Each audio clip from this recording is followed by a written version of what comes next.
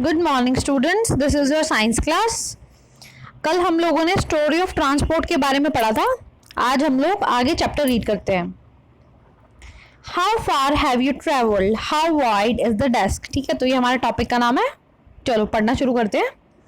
How did people know how far they have travelled. तो लोगों को कैसे पता लगता है कि वो कितना चल दिए, मतलब अगर वो पैदल चल रहे हैं तो उन्होंने कितना चला, या फिर अगर गाड़ी में बस में जा रहे हैं तो वो कितना दूर तक आ गए, वो कैसे पता लगता है। How will you know whether you can walk all the way to your school or whether you will need to take bus or rickshaw to reach your school। तो हमें कैसे पता लगता है कि हमें पैदल चले जाना चाहिए या फिर हमें रिक्शा की ज़रूरत होगी या बस की ज़रूरत होगी, कैसे पता लगता है हमें। When you need to purchase something, is it possible for you to walk to the market? How will you know the answers of these questions? तो हमें इन questions का आंसर कैसे पता लगता है। Is it often important to know how far a place is so that we can have an idea how we are going to reach that place? तो हमें सबसे पहले तो ये पता होना चाहिए कि जहाँ पे हमको जाना है वो कितनी दूर है। तो अगर हमें ये पता होगा कि कितनी दूर है तो हमें पता लग जाएगा कि हमने जाना कैसे है। अगर मान लो कि हमने यहीं पास में ही जाना है कहीं पे, तो हम क्या सोचेंगे कि चलो पैदल ही चले जाते हैं। ठीक है, अगर मान लो कोई हमने दूर जाना है कहीं, मान लो आपका घर दूर है स्कूल से, तो आप क्या सोचोगे, चलो स्कूल बस से चले जाते हैं। तो हमें सबसे पहले क्या देखना पड़ता है कि डिस्टेंस कितना है, दूरी कितनी है, यही देखना पड़ता है ना। वॉक, टेक अ बस, अ शिप एंड एरोप्लेन और इवन अ स्पेसक्राफ्ट। तो इस तरह की चीज़ें हम कब लेते हैं, जब हमें पता हो कि हमें दूर जाना है। ठीक है, तो कितनी दूर जाना है वो डिपेंड करता है कि हमने क्या चीज़ लेनी है। Sometimes there are objects whose length or width we need to know. In Paheli or Bujo's classroom, there are large desks which are to be shared by two students. Paheli and Bujo share one desk but frequently end up fighting that other is using a large share of the desk.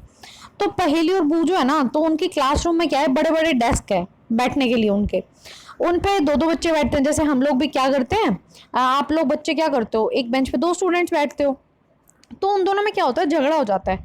वो दोनों में से कहते हैं, वो दोनों ही कहते हैं कि तूने ज़्यादा बड़ा जगह ले ली, वो दूसरा वाला कहता है कि तूने ज़्यादा बड़ी जगह ले ली। तो वो कैसे ठीक करेंगे इस चीज़ को। On the teacher's suggestion, they decided to measure the length of the desk, make a mark exactly in the middle of it and draw a line to separate the two halves of the desk। तो उन्होंने क्या किया, उन्होंने सोचा कि हम लोग क्या करते हैं, उसको मेजर कर लेते हैं कि वो डेस्क कितना लंबा है और उसको आधा आधा डिवाइड कर लेते हैं। तो हम फिर क्या करेंगे, एक बच्चा आधी साइड बैठेगा, दूसरी बच्चा आधी साइड बैठेगा। ठीक है। Both of them are very fond of playing gilli danda with their friends. Bujo bought a set of gilli danda with him. तो क्या उसने क्या सोचा, अब पहले तो क्या होता था, हमारे पास स्केल नहीं होते थे, तो उन्होंने क्या सोचा कि हम गिल्ली डंडा से नाप लेते हैं। तो किसी चीज़ से तो नापना ही था उन्होंने। Here are how they try to measure the desk of length of the desk using gilli and danda. Table 10.2। तो देखो इस तरह से उन्होंने नापना शुरू किया, इस तरह से। ठीक है, measuring the length of desk with गिल्ली एंड डंडा। ठीक है, तो दो डंडे और दो गिल्ली आ गई। ठीक है, इस तरह से उन्होंने नापना शुरू किया। The desk seem to be have equal length equal to 2 dandas length and 2 lengths of gilli. ठीक है, तो उन्होंने हाफ हाफ डिवाइड कर लिया उसको। Drawing a line in the middle of desk leaves each of them happy with half of the desk equal to 1 danda and 1 गिल्ली in length. तो जैसे उन्होंने एक डंडा रखा और एक गिल्ली रखी और फिर एक गिल्ली और एक डंडा, तो उनको पता लग गया कि ये जो बीच की जगह है ना, एक गिल्ली और एक डंडा वाली मेरी जगह है और एक गिल्ली और एक डंडा वाली तेरी जगह है। ऐसे उन्होंने नाप लिया। After a few days, the marked line get whipped out. Bujo now has a new set of gilli danda. तो उन्होंने जैसे जो लाइन ड्रॉ करी थी ना, ऐसे बीच में चौक से लगाई थी उन्होंने, तो थोड़े दिन बाद वो मिट गई। अब उसने बूजो ने फिर से क्या किया, उसके पास एक नया गिल्ली डंडा पड़ा था, वो घर से उठा लाया, पहले वाला उसका गुम हो गया। He lost his old one. Here is how the length of the desk seemed to measure using the गिल्ली एंड डंडा। अब उसने कैसे देखा, अब उसने देखा कि जो दो डंडे और एक गिल्ली आ पा रही है, बेंच तो सेम है, पर अब वो क्या हो गया, अब गिल्ली दो नहीं आ पा रही, एक ही आ पा रही है। ऐसा क्यों हो रहा है। देखो यहाँ पे थे हम लोग हाँ, तो उसने क्या किया, hello, now when measured with the set of new gilli and danda, the desk seam length to be about 2 danda length and 1 gilli length, with a small length still left out. This is the less one length gilli. Now what? अब उसने क्या किया, अब थोड़ा सा change हो गया। अब जो डेस्क है ना, उस पर कितने चीज़ें आ रही हैं, 2 तो डंडे आ रहे हैं और 1 गिल्ली आ पा रही है और एक थोड़ी सी जगह बच गई, मतलब 2 गिल्ली पूरी नहीं आ सकती। अब बोलो क्या करें, अब डिवाइड कैसे करें, 2 में कैसे डिवाइड करें उसको, half half. How would you suggest Paheli and Bujo do? What would they do to measure the length of the whole desk? Can they use a cricket wicket, balls to measure the length, or do you think that they might create the similar problem? तो अब वो गिल्ली डंडा से major कर लें या bat ball से major कर लें, तो बार बार तो वही दिक्कत आएगी उनको। कभी कोई बैट ले आएंगे, कभी कोई छोटा बैट होगा, कभी कोई बड़ा बैट होगा, ठीक है, तो अब उनको बार बार यही दिक्कत आएगी, तो प्रॉब्लम कैसे सॉल्व होगी। One thing they could do is to take a small length of string and mark 2 points on it. This will be the string length. They can measure the width of the desk in string lengths. Figure 10.4.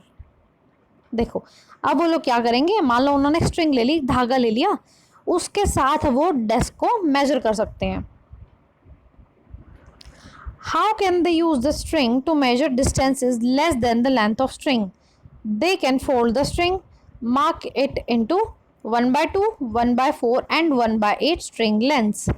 Now perhaps Paheli and Bujo can measure the exact length of the desk using strings.